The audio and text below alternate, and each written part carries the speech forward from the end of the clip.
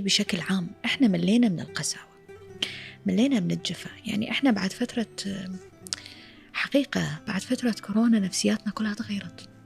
يعني تصدق كأنه يعني أنطتنا وقفة، العالم كله توقف، عقلك توقف، وفجأة لما فتح كل شيء حتى أشياء جديدة بدماغك انفتحت، وهي أنه ما بعد كورونا صرنا ركض ما نلحق، لا بطل عندنا قيمة للوقت ولا للساعة ولا للثانية ولا للسنة.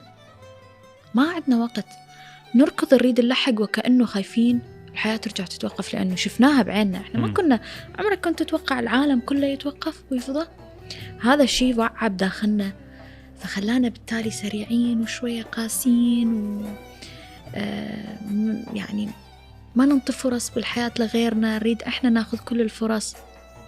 لذلك أنا دائما أقول لا، خليك مثل ما أنت، وأنطي وشجع وعبي العالم حب، لأنه هي هاي الدنيا بلحظة تروح، بلحظة كل شيء يتوقف. فخلي على الأقل الموقف أو الذكرى الحلوة عندك.